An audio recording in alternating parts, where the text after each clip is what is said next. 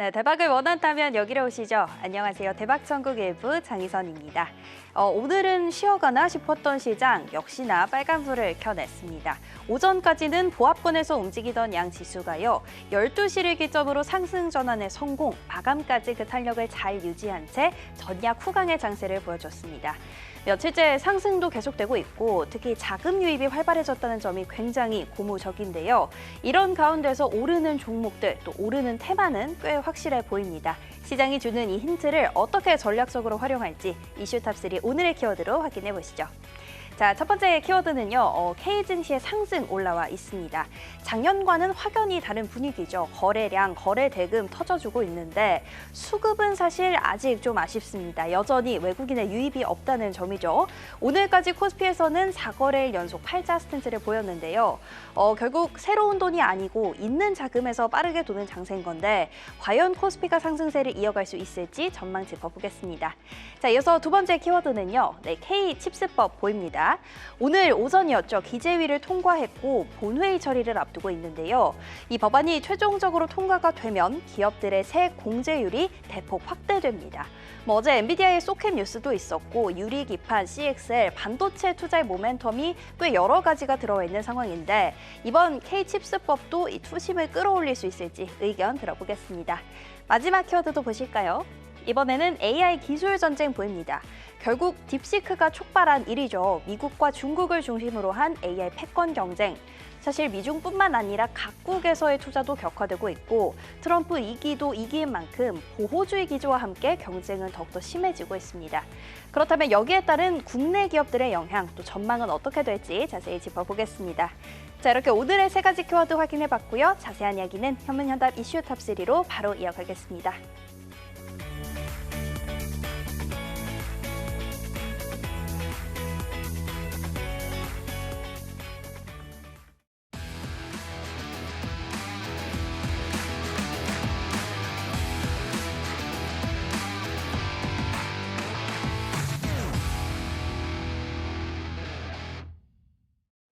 상승 흐름은 이어지고 있지만 상당히 빠르게 돌아가는 순환매 시장 속에서 위에서 잡으면 왠지 모르게 불안해하시는 분들 많이 계실 것 같습니다. 상승장 속 어떤 전략을 세워야 할지 오늘도 세 분의 파트너와 함께하도록 하겠습니다. 안녕하십니까? 네, 반갑습니다. 반갑습니다. 자, 먼저 첫 번째 이슈 다시 한번 확인해 보도록 하겠습니다. 다들 알고 계시겠지만 연속해서 상승 흐름이 좀 나와주고 있습니다. 그리고 거래량 역시 8개월 만에 최대치를 찍은 우리 증시. 자, 상승 흐름을 탄 걸까요? 답은 어떻게 주셨을까요? 확인해 보겠습니다. 거래 대금이 상당히 많이 증가를 했고 외인 자금을 기대해 본다라고 적어 주셨는데요. 자, 이건 어떤 분이 답해 주셨을까요? 제가 타이틀을 가져왔습니다. 근데 외인이 정말 좀 꾸준하게 들어와 주면 좋은데 오늘도 코스피, 코스닥 외인의 자금은 들쑥날쑥합니다. 네. 어떻게 좀 봐야 될까요? 일단은 오늘은 그래도 외국인이 175억 종가 기준으로 해서 들어와 있는 부분에서 네. 끝난 그런 상황이고요. 계속 매도였었다가 바뀌어 있는 부분이 조금은 고무적이다라고 이렇게 말씀을 드릴 수 있습니다. 그러면서 주가는 6일 연속 올라왔는데요. 문제는 외국인들이 지속적으로 들어올 수 있는가라는 것이죠. 이제 모멘텀을 어떻게 줄 건가라는 그런 부분이 중요할 것 같아요. 자, 그러면 외국인이 움직이기 전에 현재의 6거래일 동안 상승시킨 그 동력을 어디 있는지 이 부분이 훨씬 더 중요할 것 같아요. 네. 최근 주식시장의 수급적 부분이나 이 부분은 먼저 우리 그 MC님이 얘기한 것처럼 크게 바뀌지는 않았었던 그런 상황인 것 같고 증시 내부에 있는 자금이 움직인 거는 맞습니다. 그 내부에 있는 자금 중에서 기관들의 매수세가 잘 들어왔습니다. 외국인은 팔았는데요. 기관들은 들어왔어요. 그래서 기관들이 꾸준히 들어온 부분이 제 눈에는 좀 더 크게 보였었던 상황이었었고요. 제 화면을 잠깐 보여주시면은요, 그 부분에 독특한 것을 알려드릴 수 있는데, 네, 일단은 외국인 들어왔네요. 지금 외국인들 같은 경우에는 이 부분에서 제가 한번 볼게요. 이 부분에서 사기도 하고 팔기도 하고 빨간색은 사는 거고요, 파란색은 파는 거고요. 네. 기관 전체적인 부분에서도 사기도 하고 팔기도 하는데. 있는데요. 금융투자 같은 경우가 조금 좀 단기에 움직이는 그런 상황이기 때문에 이렇게 팔기도 합니다.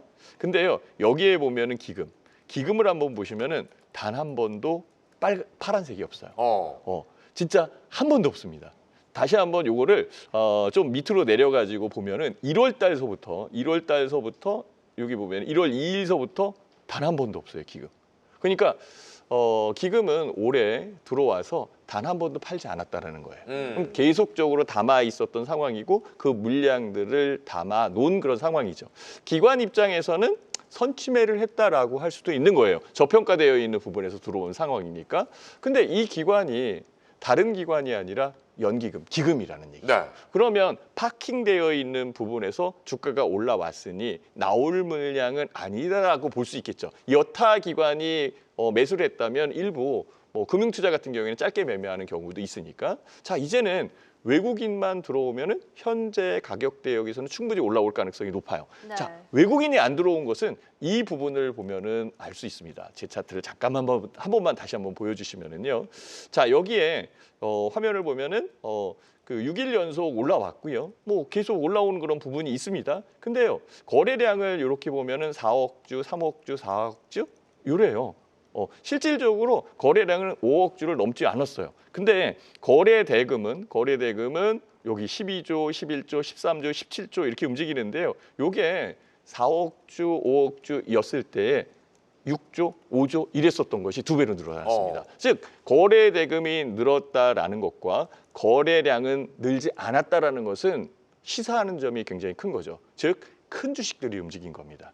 가격이 높고 핵심 우량주들이 움직였다라고 보시면 딱 맞는 거고요. 네. 이 핵심 부분을 기관 중에 연기금이 샀다라는 거죠. 그러니까 파킹된 거예요. 이제 정치적 리스크도 불확실성이 해소되고 있는 상황이고 환율도 안정이 되는 그런 여건에 외국인들이 들어오기 시작을 한다라고 한다면 지금의 주가보다도 훨씬 더 높게 올라갈 수 있다라는 게 현재의 시사점이다라고 말씀드릴 수 있어요. 그래서 여기에서 우리가 매매해야 할 것은 정말 저평가되어 있는 종목을 위주로 사거나 여기 첫 번째, 두 번째는요. 정말 미래의 기업들 성장성이 있는 종목을 좀 더 집중해서 사거나 이렇게 양분화해서 움직이는 게 제일 좋지 않을까라고 해서 먼저 화두를 꺼내봅니다.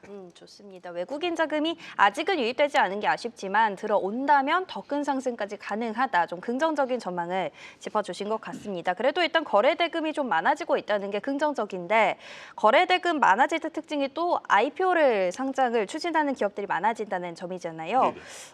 이상로 파트너님, 지난해에 뭐 상장한 기업들만 봐도 흐름이 사실 좋지는 못하고 이번 달만 해도 예비 심사 청구한 기업들 뭐 계속 철회하고 있다 이런 뉴스만 나오고 있는데 IPO 시장 전망 관련해서는 어떻게 보실까요? 네, 뭐 지금 이제 우리가 IPO 같은 경우에는 어떻게 보면 이제 유행을 항상 타게 됩니다. 이제 우리가 학교에 비교하면 이제 병아리 입학생 뭐 이렇게 비교를 네. 많이 하거든요. 그럼 보면 이제 IPO 시장 같은 경우에도 열기가 가득할 때 같은 경우에는 신입생들 환영회를 엄청나게 해주죠. 그러면 처음부터 이제 강세를 보이면서 넘어가는 모습들이 많이 나타나지만 현재 같은 경우에는 상장 이후에 주가가 빠질 때가 대단히 많습니다. 네. 오히려 빠지고 난 다음부터 바닥을 좀 다지고 그때부터 치고 올라가는 경우가 상당히 많다는 것은 상장되자마자 그 전에 기관에 대한 물량이라는 외국인들이 보유하고 있던 물량들이 한번 털어내면서 시작을 하는 경우가 많다는 거고 결국에는 증시에 대한 부분은 투자 심리가 회복되고 있는 양상이지만 전반적인 경기 기조가 아직까지 회복되지 못하고 있는 상황이기 때문에 여전히 IPO 시장에 대해서는 우리가 좀 더 조심해야 할 필요가 있다는 말씀도 네. 함께 드리고 싶고 물론 종목별마다 조금씩 다른 흐름은 나타나겠지만 전반적인 흐름은 여전히 위축되어 있는 시장 안에서 지금은 점진적인 회복이 이루어지고 있는 단계이기 때문에 여전히 경계에 대한 부분은 할 필요가 있다는 말씀으로 마무리하도록 하겠습니다. 네. 뭐 일단 다가오는 IPO 시장은 또 그렇게 볼 수도 있지만 최근 상장한 종목들 보면 오름 테라퓨틱인가요? 네. 네네. 지금 상당히 상승세가 강하고 네. 오늘도 바이오를 좀 이끄는 듯한 모습이 좀 보여졌었거든요. 자, 관련해서는 어떻게 좀 보고 계실까요? 사실 우리가 상장이 될 때 이 상장주가 곧장 상한가를 가거나 상승을 할 건지 하락을 할 건지 맞추는 것은 저보다 처음 보시는 분들이 훨씬 더 잘하실 수 있는 부분이라고 봐요. 네. 저는 대신 이제 객관적 부분을 보면서 이제 예측을 하게 되는데 네. 우리가 이제 이런 IPO 관련해 가지고 상장이 될 때 세 가지를 좀 유념해서 보시면 좋을 것 같습니다. 첫 번째는 이제 기간 확약 물량이라고 해서 기간이 처음에 상장되면 몇 개월 동안 보호해서 유지하겠다라고 계속 우리가 들고 가야 되는 물량인 거죠. 대신 네. 이제 이것은 하나의 서약서일 뿐이지 이것이 법적 효력을 가지는 것은 아닙니다. 오. 다만 기업들이 기관들이 이렇게 하겠다라는 그냥 서약을 하는 거예요. 네, 네. 그래서 그것은 대신 우리는 이렇게 하겠다라는 것을 자율적 의사의 표현이거든요. 그러면 그에 따른 부분 자체에서 자율적 의사에 필요한 표현이지만 우리가 이거는 웬만하면 지킨다 이렇게 생각하고 대응을 하는 부분이 있고 그리고 두 번째는 이제 보호해수 물량이 언제쯤 나올 수 있는지를 또 체크를 네. 해봐야 됩니다. 우리가 보호해수 물량이 대부분 다 3개월, 6개월, 1년 단위로 보호해수 물량이 나오기 때문에 네, 네. 그때마다 또 다시 한 번 더 주가는 좀 출렁거릴 수 있다는 점을 좀 참고를 하셔야 되고요. 그리고 나머지 한 개가 이제 대주주에 대한 물량입니다. 그러면 이제 처음부터 이제 달려가는 종목군들을 보면 주식 수가 현저하게 적은 종목군들이 많아요. 그러면 예를 들어 뭐 상장될 때 주식 수가 1,000만 주 이하로 상장되면서 대주주 물량이 50% 있다면 우리가 결국에 유통될 수 있는 물량 500만 주거든요. 그래서 그런 식으로 대주주에 대한 물량이 얼마만큼이 들어와 있는지에 대한 여부도 주가에 대한 큰 영향을 미치기 때문에 우리가 그 부분까지 참고를 하시면서 진행하면 좋다. 한 개만 더 말씀드린다면 네네. 우리가 우리 이런 청약을 할 때 보면 첫날 말고 둘째 날 많이 청약을 합니다. 그 이유가 첫째 날은 경쟁률 자체가 낮아요. 네네. 다만 이제 둘째 날 2시 반 정도까지 사람들이 얼마만큼 여기에 참여하는지를 확인하고 경쟁률 확인하고 난 다음에 경쟁이 높다면 사람이 참여할 때가 대단히 많거든요. 그만큼 이제 우리가 수시도 눈치를 보잖아요. 네. 이런 것처럼 우리가 공모도 눈치를 보는 게임이 2시 반부터 3시 반 이어진다는 것을 좀 감안하시면서 그때에 대한 경쟁률을 좀 참고하시는 말씀까지 드리겠습니다. 네. 좋습니다. 증시 전반적으로 짚어봤고요. 두 번째 이슈도 바로 확인해 보겠습니다. 자, 두 번째 이슈는요. K칩스법이었죠. 기재위를 통과했다. 여기에 반도체 투자의 모멘텀이 될까라는 질문이었습니다. 자, 여기에 대한 답변은요. 네, 소 잃기 전에 고친 외양간. 고치기는 고쳤다는 거니까 전에 고쳐서 다행인 것 같습니다. 이거는 어떤 분이 준비해 주신 질문일까요? 제가 준비했습니다. 네, 반도체 투자의 모멘텀 될까요? 되겠습니까? 돼야죠. 돼야죠. 아니 네. 우리 그냥 솔직하게 한번 이야기를 해보자고요. 네. 지금 이게 맞다고 생각하십니까? 아니 고작 해봐야 6조 정도 수준이에요. 두 회사 합쳐서. 근데 이미 삼성전자는 3조 원대의 자사주 소각 이슈를 냈지 않습니까? 네. 그죠? 그리고 하루 전 소캔과 관련된 이슈가 있었고, 그러니까 굳이 이게 아니어도 삼성전자가 움직일 수 있었다. 그리고 오늘 이제 수급이 딱 칩스법 발표하는 구간에 개인 수급이 치고 올라오고 외인 수급이 치고 올라왔는데 이 자리를 빌어서 이제 겸사겸사 여러분들한테 같이 들어야 될 이야기 하나가 있습니다. 제가 지난 만기 이전에 지수가 지향하고 있는 지향점은 330-31 구간이다. 결제를 31, 32호 구간에다 내려고 노력을 하고 있다라고 말씀을 드렸는데 혹시라도 이제 그 이야기를 듣고 베팅을 하시던 분들은 손실을 보였을 테니까 그 부분에 빌어서는 제가 조금 실수와 사과를 좀 드려야지 될 것 같습니다. 네. 근데 왜 그때 그 흐름이 나왔느냐에서부터 오늘의 흐름까지 이어진 내용들이 있어요. 앞서 이제 신학수 대표님께서 말씀해 주신 부분인데 외인이 현물을 안 사고 있죠. 이게 지금 어떤 상태냐면은 코스피 200이 올라오고 선물이 백어데이션 구간이에요. 그러니까 선물이 낮은 구간이니까 이 상태로 현물을 계속 잡아 끌어올리면 코스피 200 지수가 올라가면 프로그램 매도 물량이 나온단 말이죠. 이론적으로. 근데 그 프로그램 매도 물량을 털어먹으면은 갖고 있는 현물을 뺏기게 되니까 울며 겨자 먹기로 선물을 잡아 끌어올려서 붙여줘야지 됩니다. 이거는 이제 3월 배당과 동시만기를 지나가면서 당차 올무 간의 스프레드가 다시 콘텐코로 바뀔 수 있는 여지가 있는데 그 전까지는 이 흐름이 나오기 때문에 울며 겨자 먹기로 선물을 잡아 당겨 올려주고 있는 거예요. 문제는 그들의 찐 포지션은 무엇이냐? 하방에 잡혀 있거든요. 오늘도 외인들은 주식 선물을 매도를 했습니다. 올라오는 구간에서 주선을 매도하고 다시금 깊은 하락은 아니지만 내려서 포지션을 조율하고 올라올 준비를 하고 있거든요. 그래서 지난번에도 이게 하방으로 잡혀 있다 보니까 시장이 좀 눌릴 수 있다라고 이야기를 좀 해 주셨잖아요. 보통 그런 구간에서 어느 한쪽으로 이제 만기 전후로 해서 개인 수급했든 기관 수급했든 한쪽으로 쏠림이 들어가잖아요. 네. 그러면 그 방향을 주질 않아요. 왜냐하면 그렇게 해서 수익이 나버리게 되면 그 수익은 누군가의 주머니에 나가야 되거든요.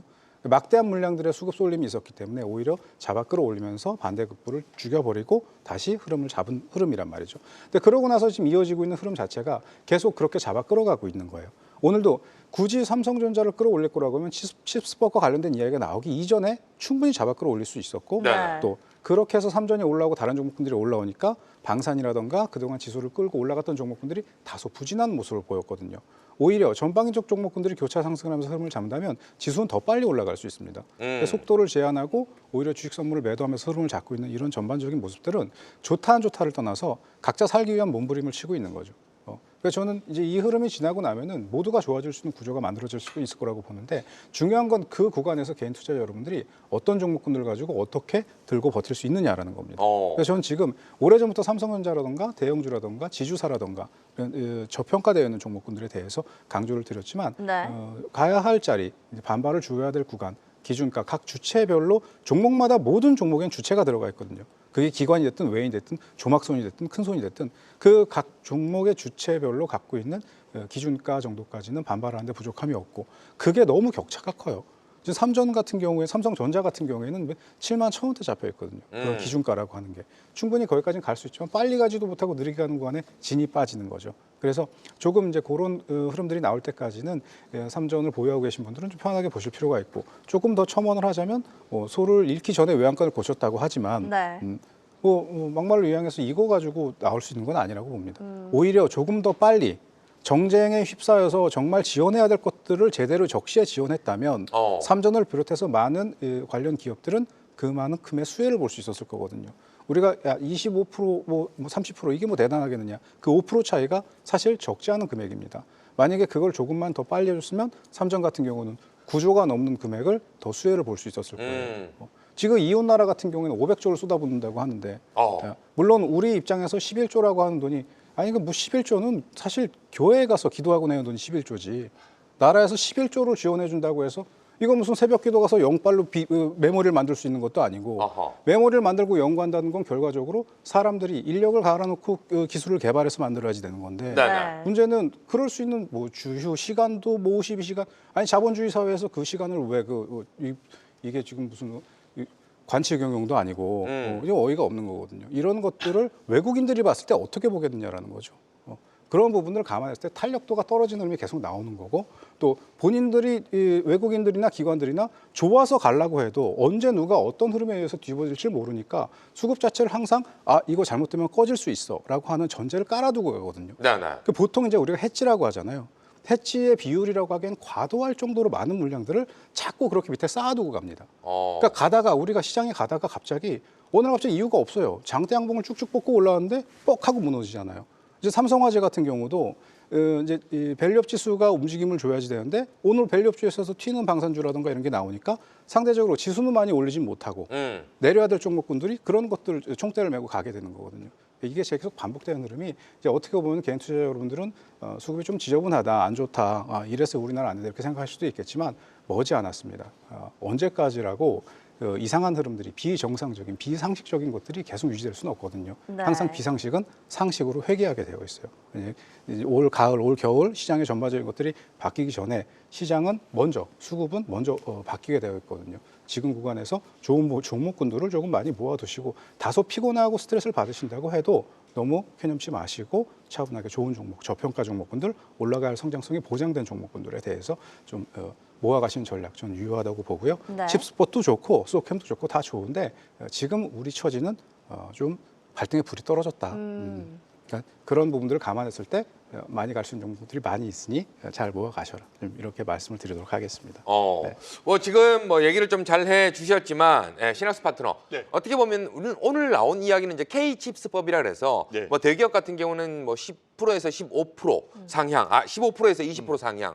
중소기업 같은 경우는 25%에서 30% 상향 좀 더 깎아준다는 이야기잖아요. 근데 맞습니다. 지금 또 이야기가 나오지 않고 있는 게 트럼프발 칩스법은 어떻게 될 것이냐 이 부분인 것 같아요. 어떻게 좀 보고 계실까요? 일단은 트럼프발 칩스법은 가봐야 아는 그런 상황이고요. 아마 부담스럽게 작용하는 것은 맞는 것 같아요.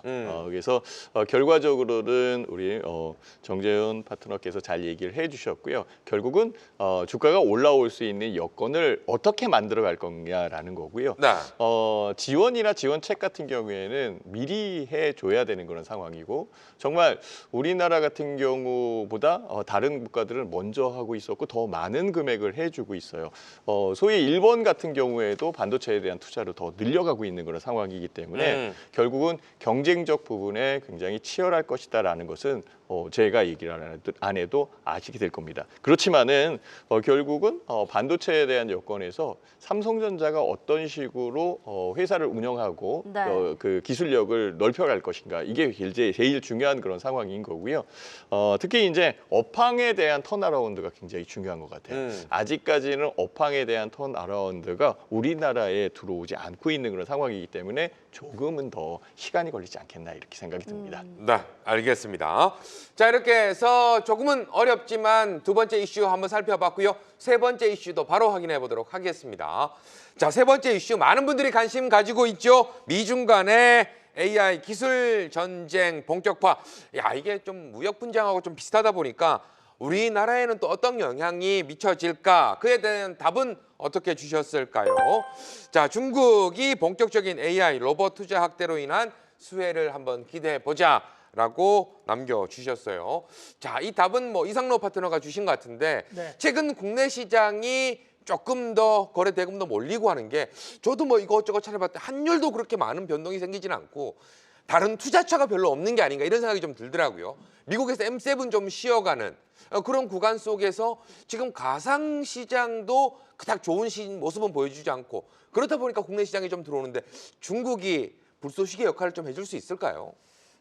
우선은 이제 중국의 행보를 저는 좀 눈여겨봐야 된다고 봅니다. 네. 결국 이번에도 시진핑 주석이 최근에 이슈가 되었던 딥시크를 만든 창립자, 그리고 이제 샤오미 회장, 그리고 하웨이 회장, 그리고 과거 알리바바의 마윈까지도 다 불러가지고 같이 회담을 나누고 이야기를 나누는 모습들이 포착이 되기도 했습니다. 네. 그러면서 이런 AI 시장에 대한 확대가 이 중국 경제에 큰 영향을 미치고 있다는 얘기를 했다라는 그런 발언들이 있었는데 말 그대로 이제 이 중국이 현재 이런 AI 시장 자체를 미국을 상당 부분 이제 추격을 하는 모습들을 보임으로써 미국도 의례적으로 여기에 따른 부분에서 트럼프 대통령이 한마디를 했습니다. 그런데 트럼프 대통령이 했던 얘기를 우리가 조금 더 주의 깊게 좀 봐야 되는 것이 트럼프 대통령이 이렇게 얘기했거든요. 딥시크에 대한 발전이 우리에게 경각심을 줄 수 있다라는 발언을 했습니다. 근데 이 트럼프 대통령의 지금까지에 대한 발언들을 잘 보면 정말 위협이 되는 것은 그냥 아무렇지도 않게 표현을 해버리고 정말 위협이 되지 않는 것 같은 경우는 엄청나게 위협되는 것처럼 얘기를 합니다. 한마디로 이제 겉과 속이 조금 다르게 표현하는 그런 경향을 많이 보이는데 네. 지금 현재 이 중국에 대해서 추격하는 것들을 이제 경각심을 좀 느낄 정도다. 이렇게 조금은 낮춰서 평가를 했거든요. 저는 이제 이 낮춰서 평가했다는 것이 좀 더 지금 미국도 상당한 기술적인 부분을 좀 더 격차를 벌리기 위해서 노력할 가능성이 있겠다라고 저는 네. 좀 주관적인 해석을 한번 해봤고 그만큼 현재 AI 시장에 대해서 불붙어 있던 것들이 이번에 다시 한번 얘기 나왔던 것이 바로 미국의 메타의 그 대표이사죠. 바로 이 저커버그가 휴머노이드 로봇에 대한 플랫폼을 진출하겠다는 얘기도 또 밝힘으로써 AI와 로봇에 대한 부분에서 미국과 중국 간에 대한 기술적인 경쟁이 본격적으로 진행이 될 수 있겠다라는 부분으로 좀 시장을 판단할 필요가 있을 것 같아요.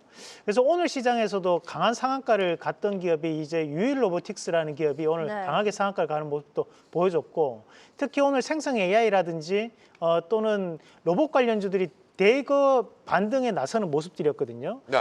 이는 앞으로에 대한 모멘텀도 이어질 가능성이 대단히 높은 것을 시장에서는 착안을 할 필요가 있을 것 같고요.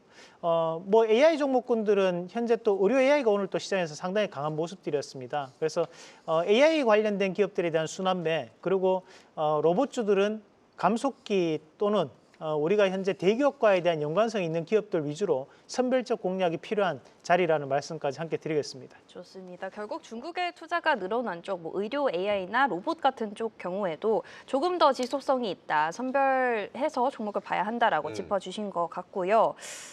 이쪽도 좋았고 오늘 방산 같은 경우에도 최근에도 계속 좋았죠. 뭐 주가가 너무 좋아서 신규 진입하기는 어렵다 이런 얘기도 나오고 있는데 우리 신학수 파트너님.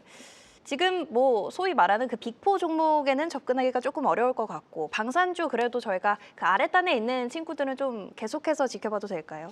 일단은 뭐 윗단도 계속 지켜봐야 되고요. 아랫단도 지켜봐야 되지 않을까라고 네. 생각을 해요. 그래서 전체적으로 방산주는 늦었다라는 게 아니라 아직도 각광을 받고 있고 성장할 수 있는 이 여건에 있다라는 게 굉장히 중요한 것 네. 같아요.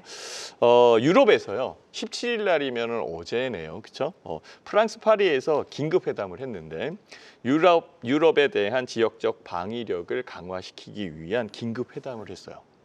이거 굉장히 큰 거죠. 네. 각각의 국가들이 이제 러시아와 우크라이나 러시아와의 전쟁이 끝난 이후에 움직일 수 있는 여건을 봤을 때 군비를 증강해야겠다라는 그런 생각을 하고 있고요. 우리나라 방산주 같은 경우에는 유럽뿐만이 아니라 폴란드 뭐 이런 유럽뿐만이 아니라 네. 그 중동 지역에 또 지금 진입되어 있는 그런 상황이고 특히 이 동남아 지역, 그러니까 동남아 지역, 남중국해라고 얘기하거든요. 이쪽에 제일 위협적으로 다가오는 게 중국이거든요. 네. 이 중국 쪽에 무기를 안 써요. 그래서 우리나라의 무기로 대체하면서 방어할 가능성이 높다. 그러면 방산에 대한 시장은 훨씬 더 커지는 그런 상황이 있기 때문에 네. 아직까지는 추가적으로 상승할 가능성이 있고요.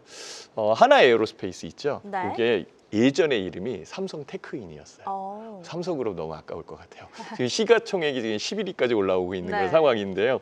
이렇듯 방산주는 계속적으로 지켜봐야 되는 종목이다라고 말씀드리도록 하겠습니다.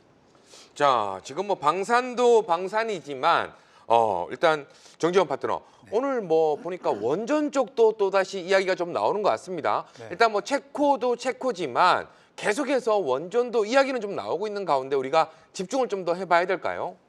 네, 이 에너지 3법이 통과가 됐죠. 이제 이거 관련돼서 이제 저도 관련 종목을 이쪽으로 좀 끌고 왔는데 전력망을 확출하고 고준위 방패 뭐 폐기물 법을 통과를 시키고 그다음에 이제 해상 풍력과 관련된 이야기입니다. 지금 시장의 화두가 방산, 그다음에 우크라이나 재건이잖아요. 네. 근데 우크라이나 재건이 사실 너무나 많은 팀들이 승냥이 떼처럼 잡아 달겨들어 가지고 뜯어먹으려고. 근데 우크라이나는 어떻게 해요? 뼈밖에 안 남았어요. 뜯어먹을 살이 없단 말이에요. 만약에 이대로 종전이 되면 어떤 상황이 벌어지느냐? 우크라이나는 돈이 없습니다. 모라토리움이에요. 그러면 그 많은 승냥이 떼들이 가갖고 재건을 해주면은 돈을 어떻게 받겠습니까? 돈을 받을 수가 없는 거예요. 그러니까 미국의 입장에서는 자원을 가져오고 히토리로 딜을 하고 있는 거죠. 이 부분을 가지고 미넨 안보 회의에서도 뭐 미국의 독단적인 독재가 아니냐 뭐 이런 말들은 많이 나왔었습니다만 제가 이제 왜 이 말씀을 드렸냐면 이 종전과 관련된 부분은 분명히 진행이 되겠지만 시간이 걸릴 수밖에 없다는 거고 해결이 된다고 해도 우리가 생각하는 것만큼 달겨들었을 때 맛있게 살을 뜯어먹을 수 있는 상황은 벌어지지 않는다라는 거예요. 그럼 그로 인해서 벌어질 수 있는 다음 정세를 조금 생각을 해봐야지 될 거 아닙니까? 근데 여기에서 중요한 거는 그것과 관련되어 있는 재건 종목군들 중에서 이번 에너지 3법과 관련된 종목군들도 많이 중첩이 되어 있다는 거거든요. 그래서 원전도 그렇겠지만 고준위 방패법과 관련돼서 현대건설 같은 것도 방패장 건설과 관련된 모멘텀을 가지고 있고요.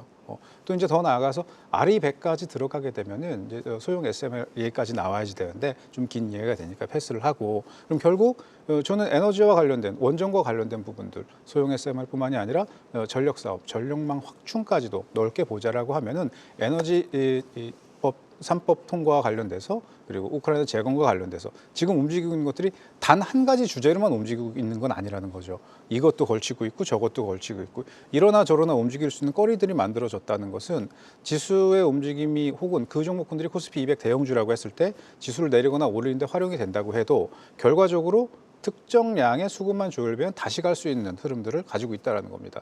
그래서 저는 이제 너무나 많은 전문가님들과 저보다 더 많이 알고 계신 분들이 가격 조건들을 잘 짚어드리니까 저는 이제 조금 다른 시각으로 접근을 해보자라고 하면은 수급이죠.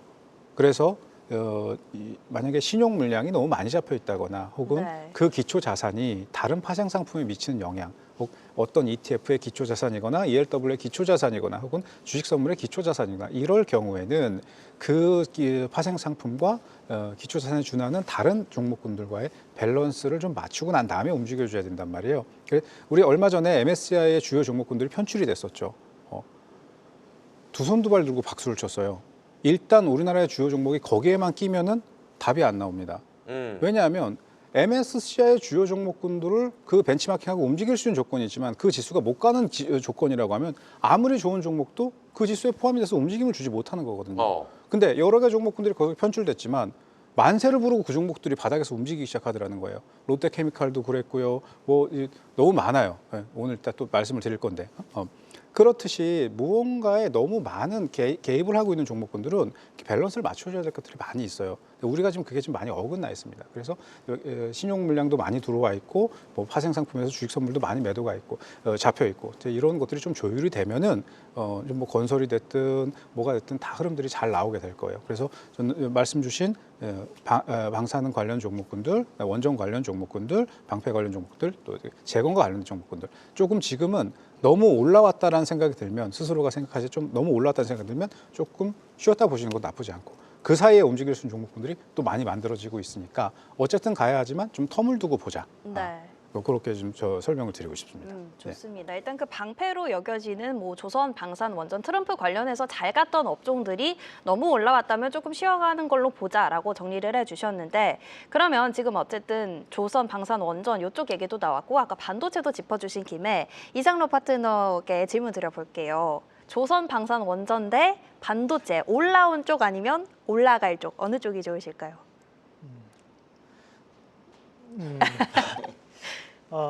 종목마다 좀 다른 것 같습니다. 네네. 그냥 그래서 이게 지금은 이제 우리가 그냥 이제 섹터별로 이렇게 구분을 많이들 하시는데 네. 사실 그 섹터 안에도 안 가는 종목은 안 그렇죠. 가거든요. 네. 보면 우리가 이제 그 방산주 안에서도 사실 한국항공우주는 오늘 움직였지 맞아요. 지금까지 네. 안 움직였단 말이고요.